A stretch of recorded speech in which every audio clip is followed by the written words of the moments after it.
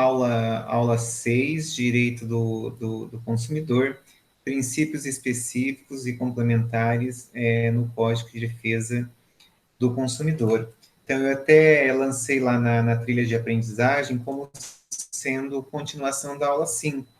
E realmente era continuação da aula 5, mas quando eu fui aqui verificar o material para estar postando para vocês, eu achei melhor estar desmembrando em aula 6. Mas tanto faz, se aula 5 aula 6 é a continuidade do conteúdo do primeiro trimestre. Então, se vocês estão me acompanhando aí, olhando os slides, vocês vão ver que eu insisti em colocar novamente como sendo o slide 2 depois da apresentação ali do tipo de aula. Coloquei novamente aquele quadro que aparece lá.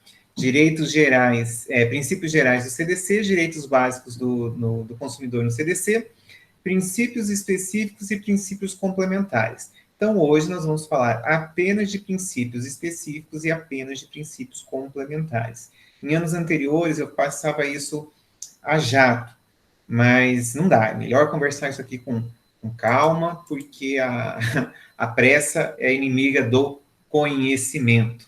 Então, ali anotando como item 1, eu anotei ele como sendo que esses princípios específicos no Código de Defesa do Consumidor, eles vão estar voltados à questão da publicidade e à questão dos contratos de consumo.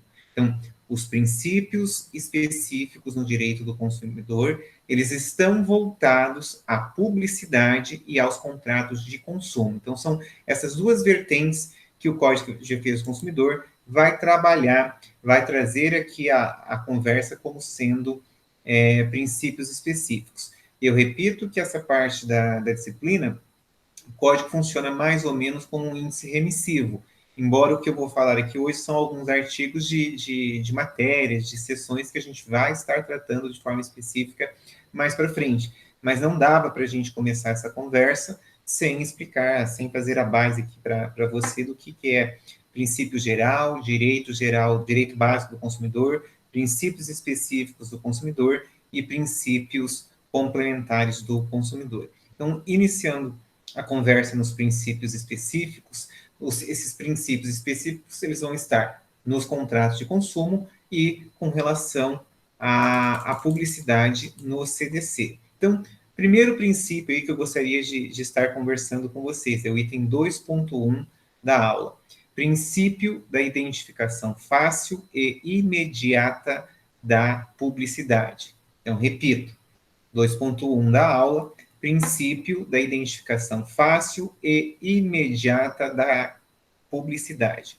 Então, esse princípio, estou com o meu velho amigo aqui, o meu CDC em mãos, esse princípio eu gostaria que vocês anotassem que ele está disposto no artigo 36. Então, anotem lá, 36 caput do Código de Defesa do Consumidor está fazendo referência ao princípio específico que trata da identificação fácil e imediata da publicidade.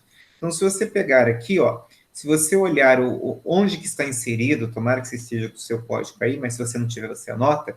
Se você olhar onde está inserido o artigo 36 no CDC, você vai ver que ele está no capítulo 5, que trata das práticas comerciais. Então, dentro do capítulo que trata das práticas comerciais, na seção 3 aparece da publicidade. E esse na publicidade vai ter especificamente apenas 3 artigos. O artigo 36, o artigo 37 e o artigo 38. Essa conversa nossa, esses artigos aqui da publicidade, vai ser mais ou menos lá no mês de agosto, setembro, já no segundo semestre, quando nós estivermos no terceiro bimestre. Mas por que você está falando disso agora, Juliano? Eu estou te indicando, estou te mostrando que eles são tratados com os princípios específicos no CDC. E por serem princípios específicos no CDC, o legislador colocou eles em uma parte própria e tratou, deu tratamento, legislou sobre eles. Então, se você pegar o artigo 36, se você pegar o artigo 36 caput, vai estar dizendo o seguinte: a publicidade deve ser veiculada de tal forma que o consumidor, fácil e imediatamente, a identifique como tal. Então, Gostaria muito que vocês fizessem referência, se você tiver com o seu Código de Defesa do Consumidor, pega a caneta e a lapiseira e faça a referência a esse artigo. Referência o quê? Esse aqui é um princípio específico no Código de Defesa do Consumidor, aquele princípio que trata da identificação fácil e imediata da publicidade. Então, anotem isso aí é importante, vai ser usado por nós e no futuro você vai precisar. Então, artigo 36, caput, ele faz referência, ele está dando tratamento ao princípio da publicidade ser imediata e de fácil compreensão pelo consumidor. E pensando, dando andamento a essa questão aqui da publicidade, então, pensando no respeito a esse princípio, os doutrinadores, os estudiosos aqui dos direitos do consumidor, eles entendem que esse princípio, ele abre um leque de discussão em outras 3 modalidades de publicidade dentro do próprio CDC. Se você estiver olhando o CDC, você vai dizer, mas aqui não tem nada tratando disso. O que eu vou tratar agora é a matéria doutrinária, é de que forma que os doutrinadores estão trabalhando, estão discutindo esse princípio e esse assunto aqui dentro do CDC. Então, eu gostaria muito que você estivesse me acompanhando e anotasse. Então, eles dividem essa conversa sobre esse princípio em publicidade dissimulada, publicidade subliminar e publicidade clandestina ou merchandising. Então, calma, que nós vamos conversar sobre cada uma delas. Então, esse princípio da imediata e fácil identificação da publicidade no CDC, ele encontra esse amparo legal no artigo 36 e, de forma doutrinária, ele está subdividido, ele está sendo tratado de 3 maneiras, como publicidade dissimulada, como publicidade subliminar e como publicidade clandestina. Vamos começar com a primeira delas, a publicidade dissimulada. Para quem estiver me acompanhando aí com o material postado, é página 7. Então, a publicidade dissimulada nada mais é do que são aquelas situações em que ocorre, por exemplo, uma reportagem jornalística, uma entrevista com uma determinada pessoa ou um ator global, em que a circunstância da entrevista ou a circunstância daquela matéria está ligada diretamente com a promoção de um produto ou de um serviço. Então, eu repito, a publicidade dissimulada é aquela que normalmente ela possui uma conotação jornalística, né? É uma reportagem, é uma entrevista, mas na verdade o que está tentando se mostrar, o que está sendo discutido ali, o que está sendo mostrado para o consumidor, não é a pessoa que está sendo entrevistada, mas sim o produto ou o serviço que ela está tentando mostrar, que ela está tentando divulgar. Seria a mesma coisa aqui da minha caneta, ter a palavra BIC aqui bem grande, né? E em razão de eu estar dando aula com uma BIC na mão, você ficar...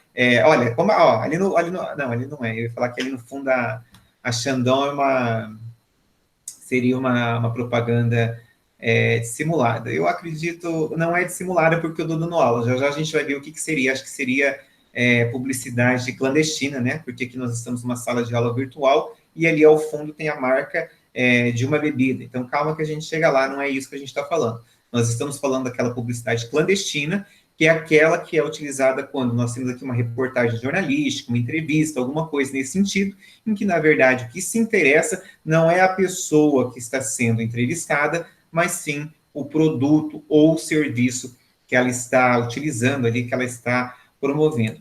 Eu coloquei ali, como exemplo, que eu achei que é mais palpável, que a gente vê bastante, a questão do futebol. Então, na questão do futebol, nós temos vários patrocinadores, em que normalmente, quando o atleta ele vai dar uma entrevista, ou ele vai participar de uma coletiva, ou qualquer coisa nesse sentido, o que vai estar sendo dado foco, muitas vezes, não é a pessoa dele, às vezes nem o talento dele, mas sim aquele patrocinador, aquele produto, aquela prestação de serviço vinculada a ele. Então, publicidade dissimulada seria o quê? Uma dissimulação, né? O que é uma dissimulação? É alguém que está dissimulando uma entrevista, uma reportagem, quando, na verdade, ele gostaria de estar falando de um produto ou de um serviço. O professor Juliano, qual que é o problema disso? Vejam, eu até coloco ali depois dessa questão que eu coloco a imagem ali do jogador de futebol, eu coloco uma passagem doutrinária do Risato Nunes, e ele vem reforçar isso que eu estou acabando de falar para vocês. Ele vem reforçar que é uma publicidade, né, uma reportagem que ela está travertida como se fosse uma informação jornalística, uma entrevista, mas não é. E só para vocês ficarem cientes e verificarem como é que isso acontece na prática, no Fique Sabendo, que é o próximo slide, eu anotei ali que na regulamentação privada da publicidade, quem faz esse acompanhamento, quem toma esse cuidado é o CONAR. Calma que já vou falar da live lá do Gustavo Lima, né? Então, o CONAR é o quê? O Conselho Nacional de Autorregulamentação Publicitária.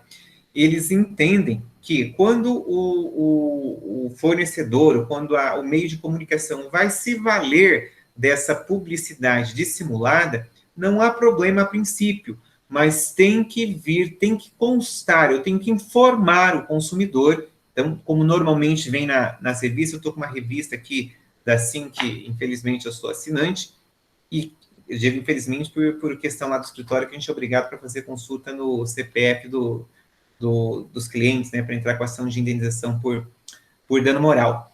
E veja bem, normalmente em revista, quando essa reportagem tem um cunho que não é um cunho jornalístico, mas sim uma publicidade simulada, normalmente aparece escrito assim, ou embaixo da imagem, ou embaixo do texto, informe publicitário.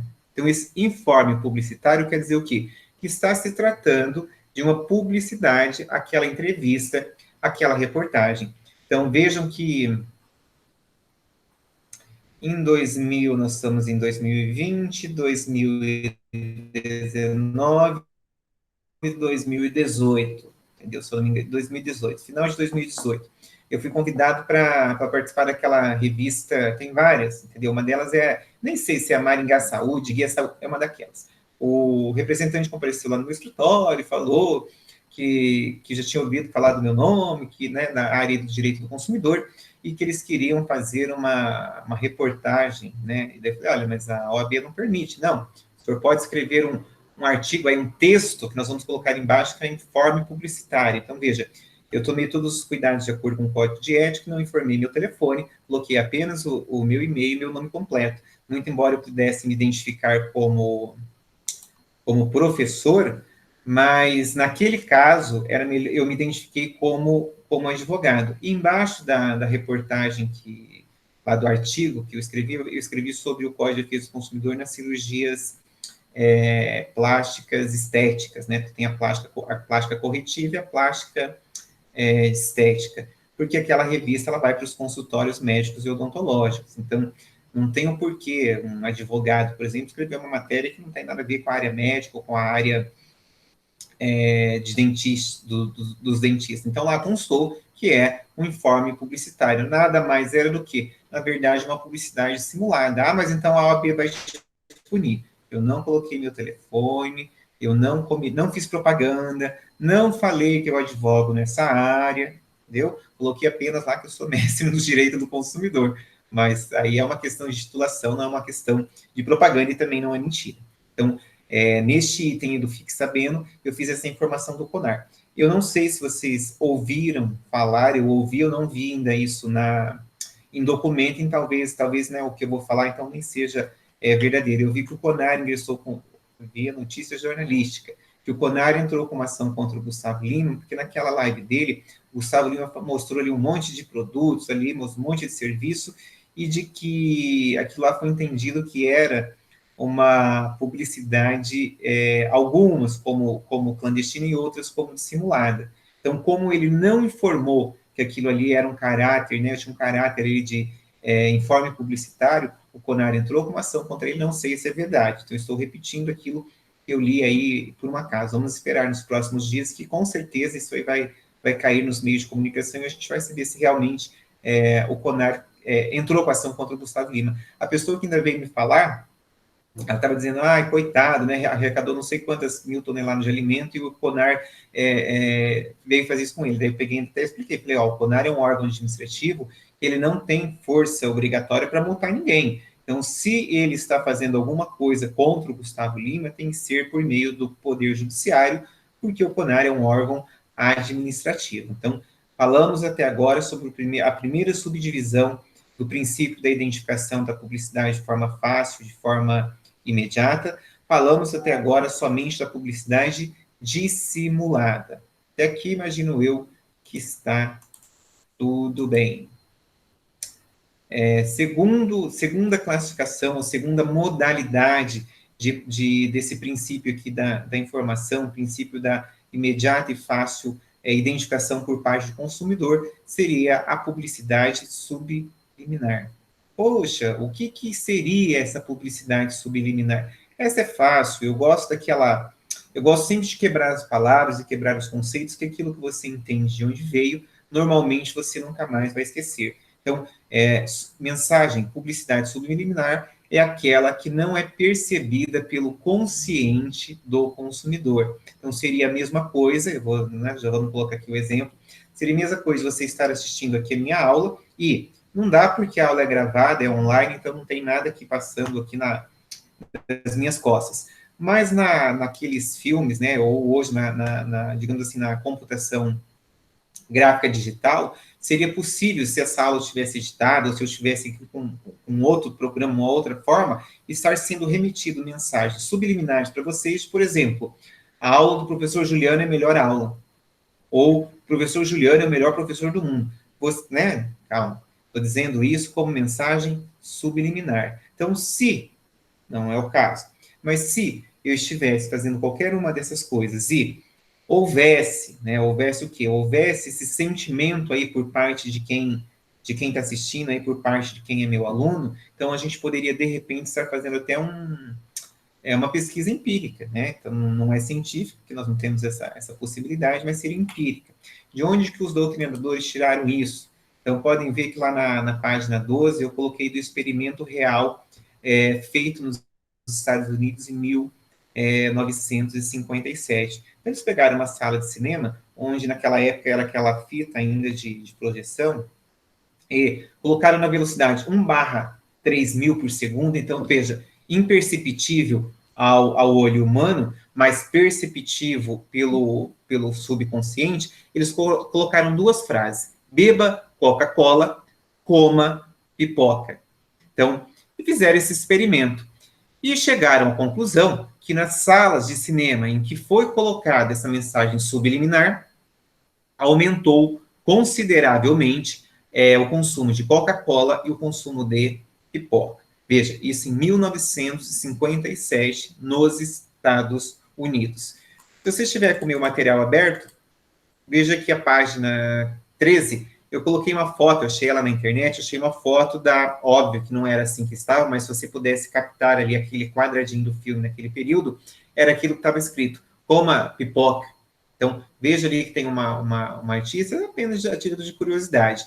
Porém, esse experimento feito nos Estados Unidos, ele não teve uma base científica, ele não foi feito por meio de nenhum instituto, por meio de nenhum laboratório, seja ele de qualquer ordem, que pudesse comprovar essa experiência pela ciência.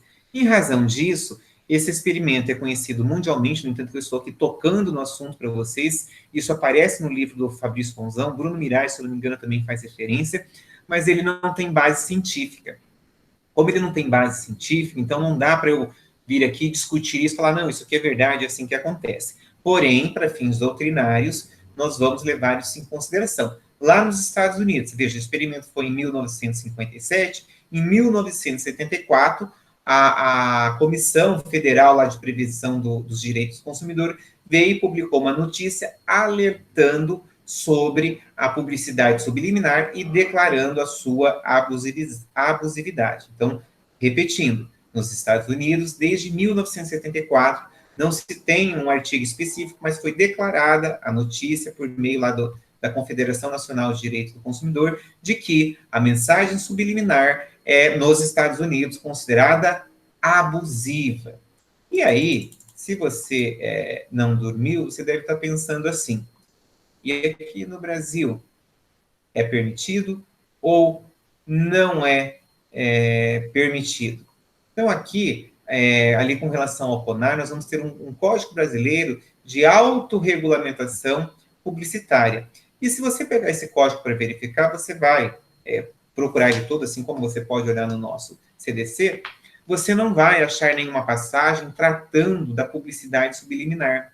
Mas você vai encontrar a discussão, como aqui, de que a publicidade ela deve ser, segundo esse princípio, ela deve ser identificada de forma imediata e de forma clara pelo consumidor. Então, se você vai respeitar esse direito, que é um pilar, é um princípio complementar, né, ao direito do consumidor, então, se você fizer esse raciocínio, você vai chegar à conclusão de que aqui no Brasil não é possível termos essa publicidade de forma subliminar. Ah, mas como é que nós vamos descobrir isso?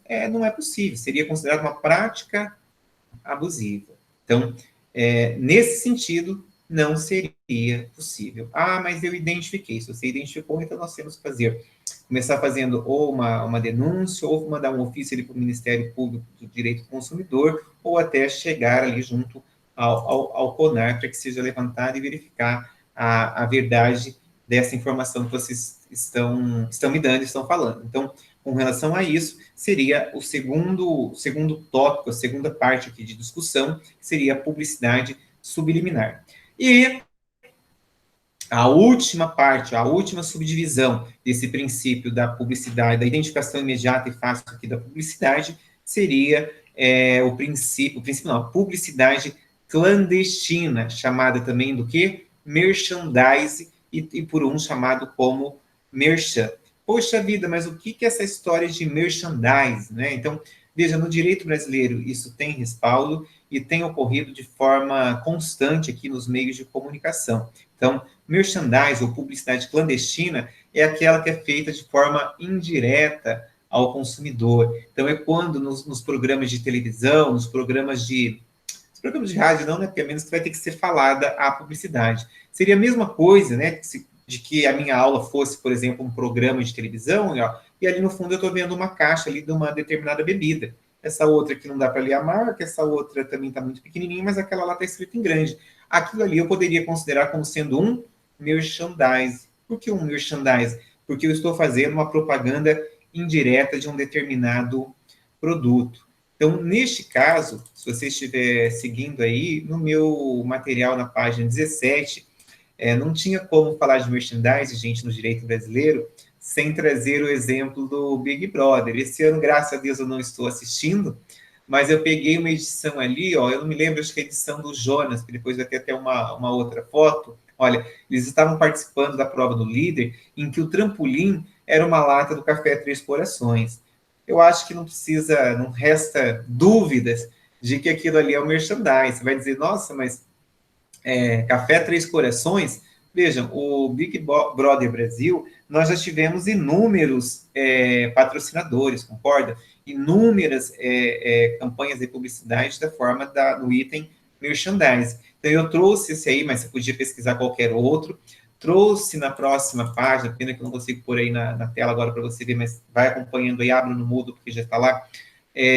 A página 18, se eu não estou muito doido, aquele ali é o Jonas, né? Veja, ali é o merchandise da Fiat, veja que naquela época a Fiat estava dando ali o carro, ali, se não me engano, é um Fiat Siena, né? Está até escrito ali na placa dele. Então, é utilizado como merchandise mesmo.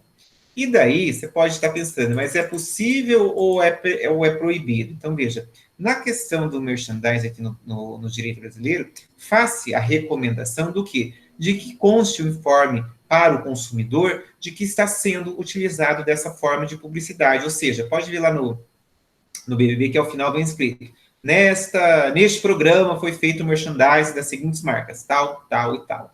Aí você vai pensar assim, mas por que será que a Globo, que o BBB vai fazer merchandise, né? Eu coloquei uma tabela para vocês, gente, página 19. Verifiquem que no primeiro BBB, no ano de... Primeiro não, pelo menos o que está ali na minha tabela, nem sei se é o primeiro. No ano de 2010, essa questão do merchandising produzia para o programa aí 13,5 milhões de reais. Você vai dizendo, nossa, que dinheirão. Também acho, gostaria de ter esse dinheiro em conta corrente. Mas na edição de 2019, veja, eu não tenho os dados de 2020, infelizmente. Na edição de 2019, chegamos à casa de 37,5 milhões de reais. Eu repito, 37,3 milhões de reais arrecadados nessa questão aqui dos anunciantes, nessa questão aqui do merchandising. Então, isso existe dentro do direito brasileiro. Quase que todos os dias nós somos bombardeados com esse tipo de campanha publicitária. Tem problema no caso do merchan? Não, não tem problema. Só que eu preciso informar o consumidor em razão ao respeito do princípio que vem aqui expresso no artigo 36 caput, que diz que a publicidade deve ser veiculada de tal forma que imediatamente e de maneira fácil o consumidor consiga perceber que isso aqui é uma publicidade. Então, este item era o item da publicidade clandestina, também chamada de merchandising. Então, no direito brasileiro, não existe nenhum dispositivo que proíba. Os testes sempre falam em vedação do merchandising no Brasil. Não existe essa proibição. O que existe é uma recomendação de que seja informado o consumidor de que nesse programa, nessa determinada atividade, está sendo utilizado da publicidade por meio do merchandising. Então, anotem isso, que isso aí com certeza vai vir em teste para vocês. Ainda que dentro dessa modalidade da publicidade clandestina, nós teríamos uma subdivisão, uma subclasse, assim como você achar melhor definir, chamada de teaser. Poxa, mas o que é o teaser, Juliano? O teaser é o anúncio do anúncio. Isso tem sido bastante usado nos meios de campanha publicitária. Ele está regulamentado pelo CONAR no artigo 9º, parágrafo, eu mexi ali no meu slide e não vi direito, acho que, se não me engano, é parágrafo 4º do artigo 9º do Código de Autorregulamentação do CONAR. Mas o que seria o teaser? Olhe lá no material que eu postei na página 22, vai ter uma foto, uma campanha já antiga, uma foto aqui da Volkswagen, está escrito assim, ele está chegando. Não dá para ver que carro é, olha, está bem escuro, mas dá para ver, é que ali, daqui onde eu estou, também está meio ruim de ver, mas você na tela vai ver certinho, e na televisão dava para identificar perfeitamente. Dá para ver que é um Volkswagen, mas você não sabe que carro é, se é um Gol, se é uma Saveiro, se é uma Paraty, não, você não sabe. Você apenas sabe de que é da marca Volkswagen. Uma outra montadora, uma outra marca que tem utilizado muito dessa questão do teaser é a Chevrolet. Ela vem e diz assim, não compre seu carro hoje, que amanhã nós estaremos fazendo um preço, uma campanha que será imperdível para você. Olha, para vocês verem como é que isso surte efeito no consumidor, né? Eu gosto de carro, e eu não vou comprar carro nenhum, não é da Chevrolet, é de marca nenhuma, porque eu comprei o meu recentemente. Veja, toda vez que eu vejo aquela propaganda, eu paro e olho e fico pensando, nossa, o que será que eles vão fazer de tão barato aí para o consumidor? Então, veja, né, você pode pensar, eu nunca nem olhei isso aí, Juliano, talvez é porque não seja um produto de seu interesse, mas já é constatado aí por meio de pesquisas científicas que o brasileiro é apaixonado por, eu digo brasileiro, a maioria, é apaixonado por carro. Então, veja, você fazer uma campanha publicitária dizendo, olha, não compre seu carro hoje, que amanhã nós vamos fazer condições imperdíveis. Eu não vou comprar porque eu já comprei. Mas se eu não tivesse comprado de repente, eu poderia esperar de hoje para amanhã. Então, o que é isso? Isso é considerado uma publicidade clandestina. Por que é clandestina? Porque ela não está de forma direta. Eu não estou falando para você, ó, espera aí que eu vou... Deixa eu pensar o nome do carro, deixa eu usar Prisma, né? Onix. Não compre o seu Onix hoje, que amanhã o Onix vai estar com preço menor. Ele não está falando qual é o produto específico, ele está fazendo uma jogada publicitária. E essa jogada publicitária, o direito do consumidor tem que verificar, e já verificou e classificou isso aqui como uma publicidade clandestina. É proibido? Não, não é proibido, porque neste momento ele não está vendendo nada para você, ele está te causando uma sensação de que vai vir alguma coisa aí interessante no futuro. Agora, Quando isso vier, aí vai ter que estar identificado, você vai ter que saber de quem é o produto e do que ele está falando. Então, esse primeiro princípio, que é o princípio da identificação imediata e clara, é um dos princípios que, no meu ponto de vista, é mais interessante aqui nos princípios específicos do CDC. Gostaria muito que você tivesse feito essa anotação. Se você não fez, faça, que ainda dá tempo. Lá no artigo 36, anote que esse aqui é o princípio da identificação clara e imediata da publicidade no CDC. Feito isso, nós vamos para o segundo princípio, que seria o princípio da vinculação da oferta ou da publicidade. Eu repito, item 2.2, princípio da vinculação da oferta ou da publicidade no CDC. E nós não vamos muito longe, nós vamos no artigo 30. Na verdade, o artigo 30, se você estiver com o seu CDC aberto aí, como eu estou, o artigo 30, ele está na seção 2, anterior ao que a gente estava falando de publicidade. Por quê? Na seção 2, o tópico dela, o subitem dela, está escrito assim, da oferta. E esse da oferta, nós vamos pegar o primeiro artigo, que é o artigo 30, que é esse que eu estou tentando mostrar para você, que esse é a referência ao princípio da vinculação da oferta ou da publicidade. O caput dele, até porque ele só tem caput, está escrito o seguinte: toda informação ou publicidade. Então, vejam que o legislador veio aqui e colocou todo mundo no mesmo barco. Então, informação e publicidade. Eu não quero saber o que é. Toda informação ou publicidade suficientemente precisa. Então, não é o ouvir dizer. Eu estou identificando, é de forma precisa. Eu estou entendendo isso aqui. Veiculada por qualquer forma ou meio de comunicação. Então, veja, se eu veicular ou vincular uma oferta por qualquer meio de comunicação, então posso estar pensando aqui em Facebook, posso estar pensando em Instagram, posso estar pensando em outdoor, posso estar pensando em televisão e posso também estar pensando num papelzinho anotado alguma coisa. Por quê? É uma informação, sim. Sobre produtos ou serviços oferecidos ou apresentados, olha que palavra pesada, obriga. Ele não está dizendo que poderá, está dizendo que obriga, é uma vinculação.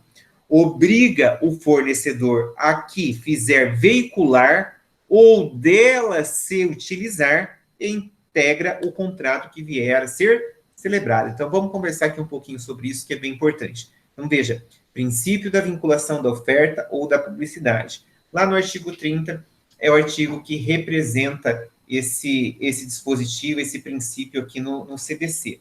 E esse dispositivo, ele vem tratando de que ele junta, a primeira coisa que ele equipara informação à publicidade. Tudo bem que nós estamos falando de Código de Defesa do Consumidor, em que aqui na nossa conversa, como o ente, né, o bem tutelado, é o consumidor, então tanto faz se isso aqui é informação ou se isso aqui é publicidade. Eu quero proteger o vulnerável, o hipossuficiente. Quem que é o hipossuficiente? Quem que é o vulnerável? O consumidor. Então, se eu estou protegendo ele, para mim tanto faz se é uma campanha publicitária, se é uma informação.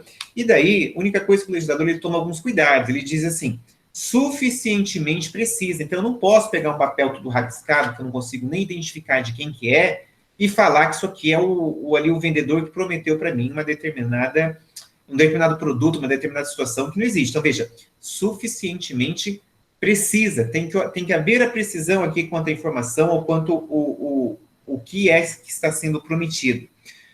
Daí o CDC, o legislador, cuidou de que veiculada por qualquer forma ou meio de comunicação. Então, lembrando que o nosso código é principiológico, veja que esse artigo ele é de 1990, e nós estamos em 2020. Eu não preciso te lembrar que em 1990 não existia Facebook, não existia Instagram, não tinha esse tipo de possibilidade, de canal de veiculação de informações.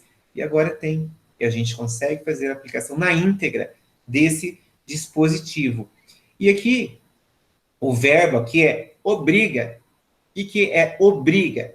Obriga o fornecedor que dela veicular, ou seja, eu estou veiculando essa informação aí no meu site, na minha rede social, ou dela se utilizar. Por que dela se utilizar? eu poderia contratar alguém para fazer essa publicidade para mim, e o dia que isso aí der problema, eu venho e faço a prova de que, olha, eu não tenho nada a ver com isso. Como assim não tem? Pode ter sido você que não postou essa oferta ou essa informação, mas você se beneficiou. Como assim você não se beneficiou? Não foi você que postou no Facebook ou no Instagram essa informação ou essa publicidade, só que quando o consumidor chegou no seu estabelecimento comercial ou fez contato por você perguntando, olha, dá para vender o produto, dá para fazer a prestação de serviço nesse determinado valor?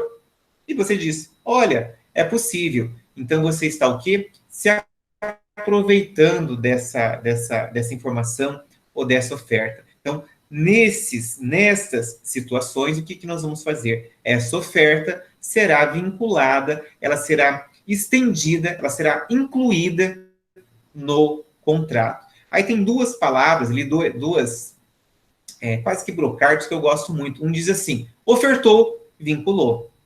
O outro, até quem falou, não, né, nenhum dos dois fui eu que falei. O outro, quem falou foi o José Geraldo Filomeno. Ele diz o seguinte, prometeu, tem que cumprir. Então, você vai pensar, mas eu não estou entendendo onde é que o Juliano quer chegar. Eu vou dizer uma coisa para vocês. Lá no meu escritório, vocês sabem que 95% das minhas ações são de direitos do consumidor. E quando a gente está pensando aqui em cumprimento da oferta, o respeito ao princípio da vinculação da oferta ou da campanha publicitária, eu tenho algumas ações nesse sentido. Mas eu não entendi. O que é que você discute, Juliano? Eu vou dar alguns exemplos para vocês. Na questão lá aquela ação da Adidas, né? Que eu falei para vocês. Se você seguir aí um pouquinho, eu gostaria que você desse uma olhada ou faça anotação do artigo 35. Por quê? No artigo 35, o CDC vai colocar à disposição do consumidor quais são as opções para ele exigir esse cumprimento aqui dessa oferta ou dessa publicidade. Então, ele vai ter o artigo 35 caput, o artigo 35, inciso 1, inciso 2, inciso 3. Você que vai ser advogado do direito do consumidor ou que vai ter ações aqui desse sentido no seu escritório, preste atenção e escute bem o que eu vou falar agora. Pegando aquele caso da Adidas, lá que eu já contei para vocês, acho que eu recebi o alvará faz uns 3 ou 4 meses. Veja, foi uma ação que o alvará, acho que liquidou ali 29, 30 mil reais. Veja, uma ação de direito do consumidor em que a discussão é eminentemente cumprimento da oferta. Eu consigo chegar a um patamar de, você vai dizer, nossa, mas para um único consumidor? Não. A ação, ela tinha no polo ativo o marido e a mulher, eram 2 consumidores. Então, a Adidas veiculou lá uma informação publicitária na época do Black Friday, lá de 2016, salvo engano, e que alguns produtos, eles estavam, segundo a Adidas, estavam com preço errado. Então, era aqueles tênis da Adidas, o Bust, lá não sei o que custa preço normal de lançamento, 899, eu já vi um daqueles de 1.000 e pouco. No site da Adidas, naquele bendito dia, mas veja, era Black Friday, esses tênis estavam por 199. Nossa, isso é bem barato, Juliana, eu concordo, é bem barato. Na época, se eu tivesse visto, eu também teria comprado, porque um tênis que custa 799, às vezes quando está em promoção 699, você comprar por 199, é bem barato. Esses meus clientes consumidores, eles são um casal de médico, né? Ele e ela. Eles correm, né? Ela é cirurgiã plástica, ele é cirurgião geral. Então, como eles praticam como esporte a corrida, por uma questão de condicionamento físico, naquele dia eles estavam querendo aproveitar o Black Friday e comprar material de esporte, tênis. Mas por que não comprou um cada um? Porque para quem corre aí sabe, para quem utiliza tênis para corrida ou para academia, normalmente é legal você ter 2 ou 3 pares, porque um suja, o outro molha, então precisa lavar, então é legal você ter 2 ou 3. Eles compraram um total, se não me engano, acho que 7 ou 8 pares de tênis em razão do preço, em razão de que eles gostam da marca da Adidas. O que acontece? A Adidas revogou, né? Fez a venda ali online e depois fez o quê? Efetuou o cancelamento da compra. Estornou no cartão de crédito deles e disse, olha, infelizmente, a compra foi feita, a publicidade foi feita de forma equivocada, nós não vamos honrar essa compra porque o preço é aquilo que o direito chama de preço vil. O que é preço vil? Preço irrisório, aquele que não dá para cumprir. Olha, se vocês pegarem qualquer doutrinador de direito do consumidor, e olha que eu tenho uma vasta biblioteca nesse sentido do consumidor lá no meu escritório, deve ter umas 20 ou 25 obras, vai dizer, mas isso é uma vasta biblioteca? Gente, não tem tanta gente assim que escreve sobre o direito do consumidor no Brasil. Então, quem eu encontro e que tem ali um respaldo jurídico, eu compro. Vejam bem, eu procurei todos. Ninguém trata preço vil de outra maneira, senão é irrisório o preço? Não, não é irrisório o preço. Aí você vai dizer, então como é que você vai balizar se isso é possível ou não é possível? Entendimento jurisprudencial, gente. E eu sei que vocês, alunos, vejo lá pelo NPJ, vocês procurem alguns sites que eu nunca nem ouvi falar. Eu, particularmente, como advogado, procuro apenas onde? No TJ Paraná. Os meus recursos vão para a turma recursal do Paraná, então não tenho porquê eu buscar aqui ementas, acórdãos de outros estados. Não adianta. Na disciplina de Direito do Consumidor, quem vai julgar o meu recurso é a turma recursal aqui no TJ Paraná. Então, eu tenho que olhar como é que eles entendem. E nessa matéria aqui desse caso da Adidas, não aconteceu só com meus clientes. Aconteceu a nível de Brasil. E pipocou a ação no Brasil todo. Eu, infelizmente, só tinha essa ação. Mas eu não sou tonto nem nada. Eu comecei a acompanhar nas outras comarcas, né, buscando aqui pelo requerido Adidas, como é que estavam sendo as sentenças. Inclusive, a Adidas, na defesa, na contestação, ela juntou sentença que julgava improcedente, uma série de coisas. Por que eu estou falando tudo isso? Estou falando tudo isso por quê? Porque no momento que eu montei minha petição inicial, olha que interessante, eu pensei, vou fazer um pedido de tutela de urgência. Pensei, mas assim, se você me questionasse, como o pessoal lá do escritório me questionou, foi eu mesmo que fiz a petição inicial. Mas, doutor, por que o senhor está pedindo tutela de urgência num caso de direito do consumidor, que é o cumprimento de uma oferta? Eu me lembro como se fosse hoje, eu respondi assim, olha, nós temos que pedir e ver o que o juiz vai deferir. Eu pedi a tutela de urgência no sentido aqui, ó, baseado no artigo 35, naquele caso, eu não queria a rescisão contratual, até porque já tinha sido operado de plano. Eu queria o cumprimento forçado da oferta. E o cumprimento forçado da oferta, naquele caso, eu acumulei a minha tutela de urgência com a possibilidade do quê? Do arbitramento de multa por descumprimento. E em 2016, a saudosa doutora Liege, que era juíza do terceiro juizado, ela era exatamente pró-consumidor. Embora alguns tenham aí um entendimento diferente do dela, né, eu penso que cada um pode pensar e falar o que quiser desde que tenha embasamento jurídico, muito embora alguns façam críticas a ela, dizendo que ela realmente julgava tudo procedente, eu acho que a coisa não é bem assim. Eu acho que simplesmente ela era uma juíza que ela defendia, que ela dava um olhar aqui para os direitos do consumidor de forma pró-consumidor. E naquele meu caso, por incrível que pareça, em despacho inicial, quando ela determinou a designação de audiência de conciliação, o que ela fez? Deferiu a minha tutela de urgência e arbitrou multa diária de R$ 100 para o descumprimento da não entrega ali do cumprimento da oferta. Gente, para quem vai fazer o eixo lá de direito do consumidor comigo, vai ver, a gente vai trabalhar isso. No âmbito ali da Lei 9.099/95, lei, ou seja, no âmbito dos juizados especiais cíveis, né, não cabe recurso. Quando eu digo não cabe recurso, o único recurso que a lei previu é o recurso nominado, ou lá a título recursal, e que não é a 9.099, mas sim o regimento interno do TJ Paraná, que possibilita a questão do agravo regimental, mas é uma matéria específica e que consta no regimento interno do TJ. A título de 9.099, o único recurso cabível é o recurso nominado. E o recurso nominado não dava para eles manejarem no começo da ação. Por quê? Porque você estaria suprimindo instâncias. Eles até tentaram fazer o quê? Um mandato de segurança. E no mandato de segurança, o que o relator fez liminarmente? Negou. Por que negou? Vocês estão suprimindo instância. A juíza apenas deferiu uma tutela de urgência para você cumprir a oferta. Olha o tamanho que você é. Entrega essas porcarias dos pares de tênis. Embora a doutora Eliege, claro, ela não mandou entregar sem pagamento, né, gente? Ela vinculou o cumprimento da liminar dela ao meu depósito, aos autos do valor da compra. É claro que eu falei lá com meus clientes, a compra era R$ 1.300, R$ 1.400, porque era Black Friday, fiz a guia ali do depósito judicial e a gente depositou no processo e a doutora validou a liminar dela. Por que eu estou falando tudo isso? Eu estou falando tudo isso que o princípio, né, da vinculação aqui da oferta ou a publicidade, ele foi tão respeitado aqui no Código de Defesa do Consumidor, que você pode anotar o artigo 30 como sendo o seu expoente, pode anotar o artigo 35, lembra da questão da instrumentos da efetivação dos direitos do consumidor? O artigo 35, e pode ainda, só a título de conhecimento, vai lá no artigo 84, o artigo 84 está nas disposições processuais, que são instrumentos voltados ao juiz e não a você, advogado, mas lá no artigo 84 vai estar escrito assim: na ação que tenha por objeto o cumprimento de obrigação de fazer ou não fazer, o juiz considerará a tutela específica da obrigação ou determinará providência que assegure o resultado prático e equivalente ao do adimplemento. Então, esse aqui é um dispositivo que não adianta você, advogado, ficar pedindo. Isso aqui é uma matéria processual que cabe ao juiz a aplicação.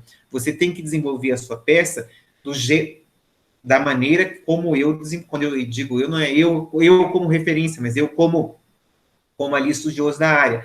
Fiz ali, deduzi a questão da tutela de urgência e indiquei o artigo 35 para me basear no que eu queria. Eu queria o quê? Eu queria o cumprimento forçado da oferta. Veja, respeito ao princípio da vinculação da oferta ou da publicidade. Artigo 30, artigo 35, e coloquem entre parênteses medidas processuais que o juiz vai adotar, artigo 84 do Código de Defesa do Consumidor. Certo até aqui? Não falam nada? Acho que colocaram a tela aí no modo on e foram jantar, né, e me deixaram aí falando sozinho. Deixa que Deus está vendo, viu? E eu também. Dando sequência, ó, já matei a minha primeira folhinha. Vocês riem, né? Pode rir. Vai acabar essa quarentena e a gente vai voltar a se encontrar em sala de aula, né? E daí o dia que nós se encontrarmos, eu vou dizer, olha, isso aqui eu falei lá na minha aula número tal, né? Então, cuidado que a gente ainda vai rir muito junto esse ano. Dando continuidade a isso aqui, porque senão, olha que horas já são, 10 para as 8, eu ainda estou no item 2.3, mas tem alguns aqui que são mais rápidos, gente. Item 2.3, qual que é? Deixa eu ver qual é esse. Princípio da proibição da publicidade ilícita. Então, repetindo, item 2.3, princípio da proibição da publicidade ilícita. De maneira bem tranquila, isso aqui vai aparecer no artigo 37 do Código de Defesa do Consumidor, e está escrito lá, é proibida. Ah, estava esperando para comer que acabar. Eu também, no intervalo aqui de uma aula e outra, eu vou tomar um cafezinho, que eu também não jantei, estou com fome. Artigo 37. É proibida toda publicidade enganosa ou abusiva. Vejam o verbo que o legislador utilizou. É proibida toda publicidade enganosa ou abusiva. E aqui, esse princípio aqui da questão da proibição da publicidade ilícita, a gente conseguiria desdobrar ou verificar o amparo de outros dois princípios, que seria o princípio da veracidade, segundo o qual a publicidade não deve induzir em erro o consumidor, que a gente vai trabalhar lá na frente, que seria o parágrafo 1º do 37, que vai ser a propaganda enganosa, aquela que quer enganar o consumidor. E o princípio da não abusividade, que seria aquela de que o fornecedor não pode cometer aqui abusividade contra o consumidor, e que vai estar expresso, a gente vai trabalhar lá no mês de agosto, mês de setembro, que é o parágrafo 2º do artigo 37, que trata da publicidade abusiva, que é completamente diferente da publicidade enganosa. Eu coloquei um Fique Sabendo, página 29 aí do material que eu postei, salvo engano, se não há divergência, é isso. Eu postei porque eu me lembro que o Fábio me fez uma pergunta sobre aquela questão da publicidade de cigarro, né? E quando eu estava dando uma olhada nessa aula, eu me lembrei dessa história da publicidade de cigarro. A questão do cigarro, Fábio, ela tem um viés duplo. Como assim um viés duplo? Ele tem um amparo constitucional lá no artigo 220, parágrafo 4º, que diz que na propaganda comercial de tabaco, bebida alcoólica, agrotóxicos, medicamento, terapia, está sujeito que a restrições legais. E quem regulamentou esse dispositivo da Constituição é a Lei 9.294/1996. Então, a lei que colocou a proibição, que regulamentou o preceito constitucional é a Lei 9.294 de 1996. Eu me lembro que quando eu vim para Maringá fazer o segundo grau foi em 1993. Eu era adolescente, tinha 14 anos, eu era miolo mole. E naquela época todo mundo fumava. E eu também, evidentemente, para ser aceito aí pela... miolo mole mesmo, ainda bem que depois endureceu. Eu comecei a fumar também. E eu me lembro muito bem que naquela época, 1993, 1994, 1995, não tinha essa história de gente morta, aí, de gente infartando nas caixinhas de cigarro, não. No entanto, que naquela época eu até colecionava as caixinhas de cigarro. Naquela época eu tinha um Marlboro vermelho, depois veio o Marlboro branco, quer dizer, o Marlboro branco não, o Marlboro light, quer dizer, era legal, veja, mas isso aí de 93 para 2020, isso aí dá, nem sei, dá quase 30 anos, né? 27, Jesus, 27 anos atrás, era legal. Hoje, né? Então, veja, a Constituição colocou o preceito, mas ela teve que ser regulamentada. O que é regulamentada? Então, nesse tipo de produto, tem que vir aqui a frase, tem que vir a informação, que faça o alerta aqui para o consumidor que aquele produto, aquele serviço pode vir aqui causar danos à sua saúde. Eu ainda fumei até um tempo depois disso, hoje eu não fumo, graças a Deus, mas eu me lembro que não era legal você olhar uma caixa de cigarro com aquela imagem do cara infartando ali, do feto, entendeu? Eu não vou dizer que é por isso que as pessoas pararam de fumar, eu acho que hoje naquela época, lembra que a propaganda do Marlboro lá, do Grand Canyon, do vaqueiro lá, do cowboy que estava montado no cavalo, né? Então, 2020, o conceito de beleza, o conceito de liberdade é outro. Então, realmente, né, nada contra quem fuma, mas hoje a sociedade, né, o conceito vendido de saúde é outro, não tem nada a ver com isso. Quem fuma, fuma, mas assim, é bom parar de fumar, porque se não morrer do corona, vai morrer do cigarro, né? Tô brincando, brincadeiras à parte, mas o cigarro, realmente, eu já fumei, eu sei como é difícil, mas não faz bem, melhor não fumar. Então, o respaldo legal é essa lei de 1996. Dando seguimento aqui à nossa conversa, item 2.4, princípio da inversão obrigatória do ônus da prova. Isso aqui a gente vai falar em menos de um minuto. Por quê? Na aula passada, eu até coloquei um quadro que nós temos a inversão op legis e a inversão op judice. A op judice é aquela que depende do juiz analisar o quê? Verossimilhança das alegações ou hipossuficiência do consumidor. E existia aquela que era a op legis, que era a lei que determinava, que eu falei para vocês, olhem, verifiquem que é o artigo 38 do CDC. E agora a gente está voltando a ela. Por quê? Princípio da inversão obrigatória do ônus da prova. A única passagem legal dentro do CDC é o artigo 38. Gostaria muito que você fizesse essa anotação. E está escrito assim, o ônus da prova da veracidade e correção da informação ou comunicação publicitária cabe a quem as patrocina. Então, neste caso, nós temos uma inversão op legis. É a lei que está determinando como é ou quem é que vai fazer essa prova. Então, chama-se inversão obrigatória do ônus da prova. Isso aqui a gente já conversou, e quando nós chegarmos aqui na publicidade, lá no terceiro bimestre, a gente vai falar mais uma vez sobre esse artigo 38, mas como você já está notando, você não vai esquecer. Item 2.5 da nossa aula, princípio da transparência da fundamentação publicitária. Artigo 36, parágrafo único. Estou com o meu CDC aberto aqui e vou ler para vocês. O fornecedor, na publicidade de seus produtos ou serviços, manterá em seu poder, para informação dos legítimos interessados, os dados fáticos, técnicos e científicos que dão sustentação à mensagem. O que isso quer dizer, gente? Já viram aquela propaganda eu acho que é o Omo, ou Vanish, sei lá, um desses detergentes, sabão em pó que fazem aquela propaganda. Qual propaganda? Elas pegam 2 tecidos, lembra? E colocam ali dentro do balde. Um tecido sai limpo e o outro sai manchado. Eu não sei vocês, mas eu sempre fico pensando, nossa, será que é verdade? Né? Vira e mexe, eu lavo alguma coisa aqui na minha casa. Claro que lavo na máquina, mas algumas coisas não limpam. E eu fico pensando, está faltando Vanish na minha vida. Estou brincando. Mas uma coisa é séria.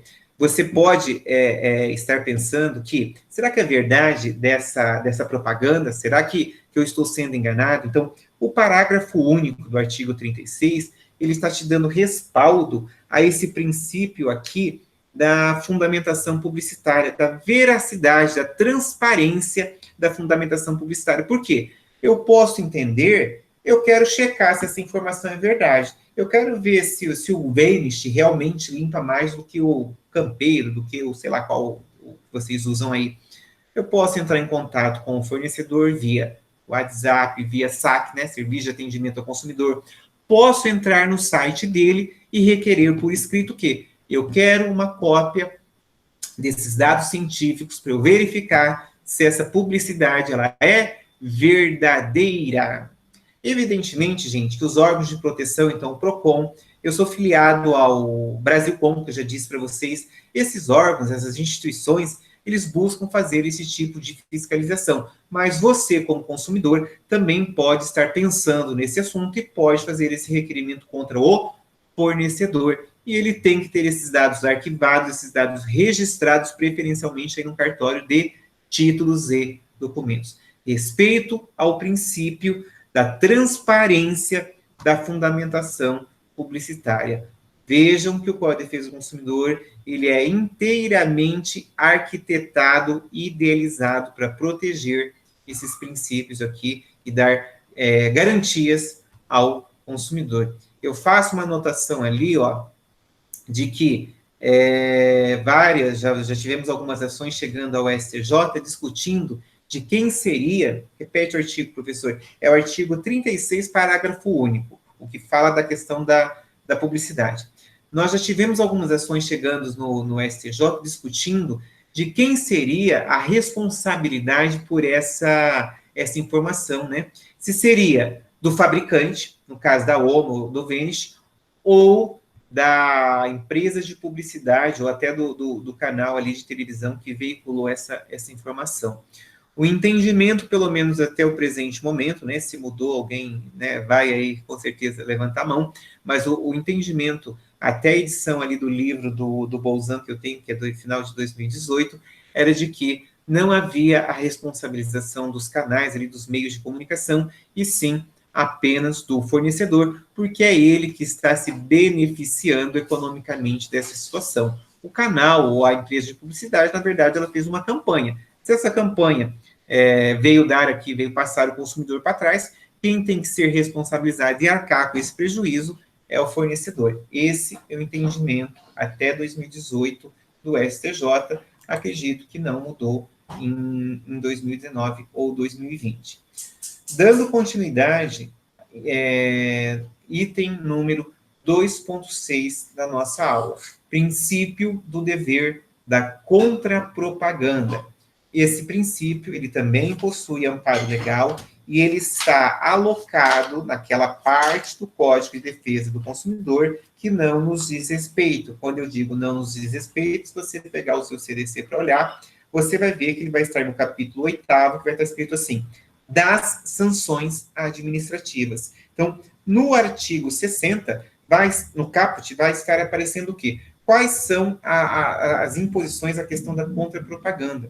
Aqui no Brasil, nós não temos nenhum caso concreto para que eu possa exemplificar para vocês da utilização fática do artigo 60, porque a contrapropaganda ela é entendida como, assim, de forma extrapoladamente negativa ao fornecedor. O que seria a contrapropaganda? Então, vamos lá. Faz de conta que eu estou anunciando o que essa caneta, ela escreve até 20 páginas, né? 20 é pouco, né? Essa caneta escreve 2.000 páginas. E aí, você, consumidor, vai pesquisar, escreve e chega à conclusão de que essa propaganda que eu estou fazendo, ela é enganosa. Essa caneta não escreve 2.000 páginas, ela não passa de 500 páginas.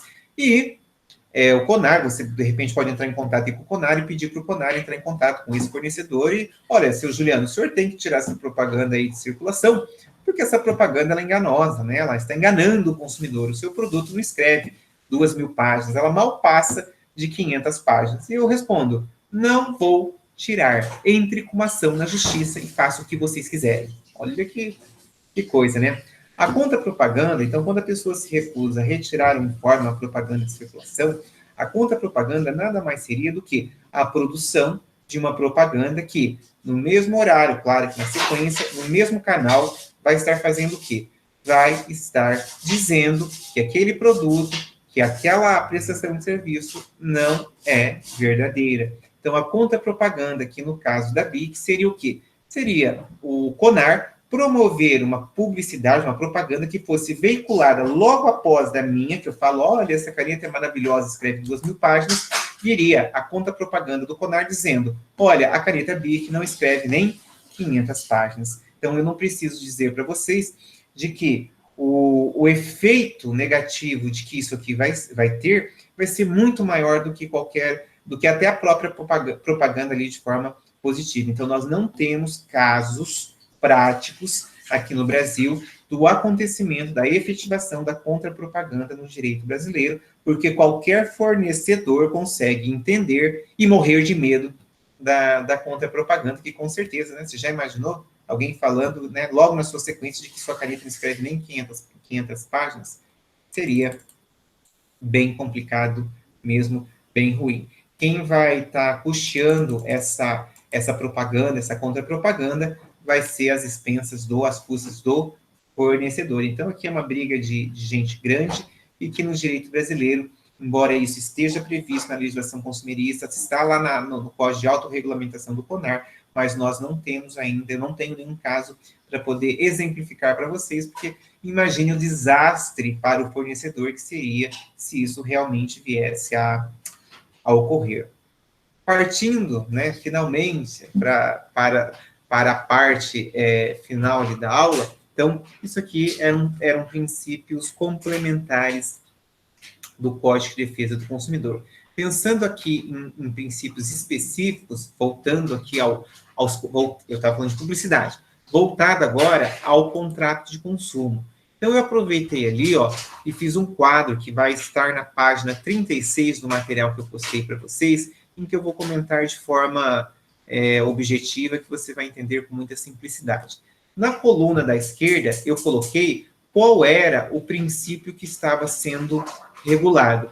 E na coluna da esquerda, eu coloquei qual é a sua identificação no CDC. Então, o primeiro princípio seria o princípio do rompimento com a tradição privatista do Código Civil. Então, princípio do rompimento da tradição privatista do Código Civil. Então, lá no Código de Defesa no Código Civil dizia o quê? Pacta sunt servanda. O contrato é lei entre as partes. Teve que vir aqui o direito do consumidor e falar assim, pera lá, nós estamos relativizando esse pacta sunt servanda, o contrato é lei entre as partes, sim, mas quando nós tivermos uma relação de consumo, o contrato não vai ser bem lei entre as partes, não. Ele pode sofrer alterações, ele pode ter revisões, nós podemos, inclusive, anular cláusulas que sejam consideradas cláusulas abusivas. Então, princípio do rompimento da tradição privatista do Código Civil.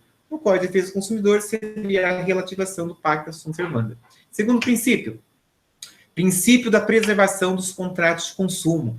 E daí eu indico ali para vocês o artigo 51 do CDC, parágrafo 2º. E o artigo 51, parágrafo 2º do CDC, ele diz que 51, parágrafo 2º, ele diz que nos casos de cláusulas abusivas, vai poder ser feito o quê? Princípio da preservação do contrato de consumo. Em havendo a nulidade de uma das cláusulas, não vai anular o contrato como um todo. O legislador vai lá, o julgador, né, o juiz, vai lá, vai analisar aquele contrato entre as partes e vai ficar, olha, pera lá, existe uma nulidade de uma determinada cláusula. Eu não posso nulificar o contrato como um todo. Eu vou anular essa cláusula e o contrato vai continuar sendo válido. Então, mas poderia ter uma anulação do contrato na íntegra? Gente, é bem difícil você ter um contrato que seja inteiramente nulo, né? Eu penso que praticamente o cara tem que ter cometido uma aberração jurídica para anular um contrato inteiro. Na prática, e eu ainda não tive, pelo menos como advogado, um contrato que tenha sido considerado inteiramente nulo com relação ao direito do consumidor. Tive vários contratos com cláusulas específicas e pontuais de forma anulada. Princípio da transparência contratual. Aí você vai lá para o artigo 46, que vai estar falando que os contratos que regulam as relações de consumo não obrigarão os consumidores que não lhes for dada a oportunidade de tomar conhecimento prévio de seu conteúdo ou seus respectivos instrumentos forem redigidos de modo a dificultar a compreensão do consumidor.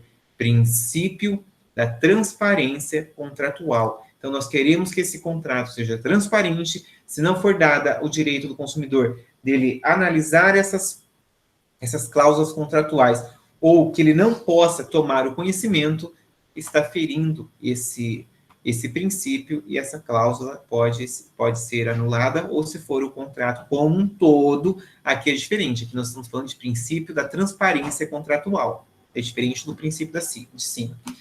1, 2, 3. Quarto princípio. Princípio da interpretação mais favorável do consumidor. A indicação seria o artigo 47, que tem uma linha ali para você ler, ó. As cláusulas contratuais serão interpretadas de maneira mais favorável ao consumidor. Então, artigo 47, respeito ao princípio da interpretação mais favorável ao direito do consumidor. Isso é tranquilo, não tem dor de cabeça. E o último princípio aqui desse quadro que eu criei é o princípio da vinculação pré-contratual, que daí vai ser o caput do artigo 48, que vai estar dizendo o seguinte: as declarações de vontade constantes dos escritos particulares, recibos e pré-contratos relativos às relações de consumo vinculam o fornecedor, ensejando, inclusive, execução específica no termo dos artigos 84 e seguintes. Então, esse artigo, ele está vindo e está dizendo o seguinte: olha, princípio da vinculação pré-contratual. Então, se eu fui fazer uma compra em um determinado estabelecimento e o preposto ali, o vendedor, escreveu, colocou ali, ainda que de forma verbal, desde que consiga fazer essa prova, ele me fez uma promessa, ele disse que seria de uma tal maneira, eu estarei, como fornecedor, vinculado a essa promessa, desde que o consumidor consiga fazer a prova disso. Então, princípio da vinculação pré-contratual, artigo 48, isso é bem tranquilo. E aí, para a gente ir embora mesmo, né, que na verdade vocês não vão embora, está todo mundo em casa, para a gente encerrar a nossa aula aqui, o item número 4 seria, já são 8 e 7, vocês já estão loucos aí para assistir o Jornal Nacional, ver como é que está o número aí pegar o ônibus, então estou terminando, Fábio, mais 2 minutinhos eu termino. Princípios complementares no CDC. Esses princípios complementares, eu também fiz ali 1, 2, 3, 4, 5, um quadro com 2 colunas e 5 linhas. Esses aqui são mais simples, são princípios que vêm complementar ali praticamente a ordem constitucional. Então, o primeiro princípio é aquele que não tem nem como a gente se desvincular. Princípio da dignidade da pessoa humana. Do lado de cá está escrito que ser uma garantia constitucional, é entendido como direito fundamental, não daria para isso aqui não ser um princípio complementar do Código de Defesa do Consumidor. Segundo princípio complementar, princípio do contraditório e ampla defesa. Isso aí vai estar lá no artigo 5º, inciso 55 da Constituição Federal. Está escrito: aos litigantes em processo judicial ou administrativo e aos acusados em geral são assegurados o contraditório e ampla defesa com os meios e recursos a ela inerentes. É um princípio complementar ao direito do consumidor, garantia constitucional do contraditório e ampla defesa. Terceiro princípio complementar do CDC, princípio da segurança jurídica na modalidade de confiança legítima, busca a certeza da estabilidade das relações sociais aqui dentro do Código de Defesa do Consumidor. Por isso que esse código é voltado à proteção do vulnerável, que é o consumidor. Quarto princípio complementar, princípio da precaução das relações de consumo. Fazendo aqui a explicação do que quer dizer, nós temos, evidentemente, que a gente vai trabalhar ali as excludentes de responsabilidade, as excludentes de licitude do fornecedor, só que, como princípio, nós temos que o fornecedor deve se precaver, ou deve precaver o consumidor daqueles possíveis riscos no desenvolvimento de determinada atividade ou determinada aquisição de um produto ou de um serviço. Princípio da precaução nas relações de consumo. E o último princípio que particularmente acho que nem precisava ter, mas como é um princípio complementar e importante, é o princípio do não retrocesso. Como assim princípio do não retrocesso? Não poderá prevalecer frente ao CDC, ou seja, frente aos direitos do consumidor, diploma que represente um retrocesso nos direitos ou na tutela ali do direito do consumidor. Eu utilizaria, já discuti isso em petições, mas eu não consigo a efetivação do que eu vou falar para vocês. Um caso clássico é o Pacto de Varsóvia, que limita a indenização lá no caso de extravio de malas em R$5.000. Eu, particularmente, acho que isso é um retrocesso ao direito do consumidor e consigo travar essa discussão alegando ali o princípio do não retrocesso. Infelizmente, eles fazem aplicação do quê? Do artigo 7º, que diz que o Código de Defesa do Consumidor não vai negar a vigência de outros tratados ou outros dispositivos legais que o Brasil seja signatário. Então, esse seria o último princípio complementar que doutrinariamente ele é discutido no direito do consumidor, e com isso a gente encerraria toda aquela conversa de direitos básicos do consumidor, princípios gerais, princípios específicos e princípios complementares. Se estivéssemos tendo aula presencial, na próxima aula seria a revisão ou já seria a prova. Então, nós conseguimos cumprir na íntegra a ementa proposta para o primeiro bimestre. Semana que vem não tem aula, porque é a semana para a gente fazer o lançamento das notas no Jacquard. Na outra semana, a gente já retoma a nossa conversa com a matéria do segundo bimestre. Espero que estejam na glória, com certeza. Espero que estejam se mantendo em quarentena, que estejam conseguindo acompanhar aqui as nossas aulas online. Se não faça, tome acesso nelas depois que elas estão botadas todas no Moodle. Para quem o trabalho do bimestre é o mesmo, se eu não me engano, eu até postei já lá no Moodle. Faz ele, eu acho que eu abri, alguém estava me cobrando isso, eu abri lá como atividade, manda ele para mim, que eu vou lançar ali os 3 pontos para os alunos. Então, só cobrem eles ali, que precisa me mandar quem não mandou. Semana que vem eu vou estar lançando essas notas, né? Estou falando por mim, não pelos demais professores. Eu pretendo estar lançando 3 pontos para quem entregou, né? Estamos no momento aí de pandemia, e eu não vou levar em discussão essa questão da nota dos 3 pontos do primeiro bimestre. Nós temos aí segundo bimestre, uma matéria anual, nós temos bastante coisa aqui para acontecer ao longo do ano. Então, o Juliano, com relação a isso aí, não vai haver problema, até porque muitos já fizeram esse trabalho até em sala de aula, então não seria justo eu estar aqui fazendo uma medida de forma muito diferente com aqueles que não entregaram. Então, entreguem para mim, eu preciso que cumpram esse protocolo, esse item, para que a gente consiga resolver. Fiquem bem, né? Continuem em quarentena, estudem aí a minha disciplina e a gente se vê, sem ser na próxima quarta, na outra quarta. Dúvidas pode mandar para o WhatsApp, por e-mail, da forma como quiser. Quer falar alguma coisa, Marlon? Ou você está apenas acenando?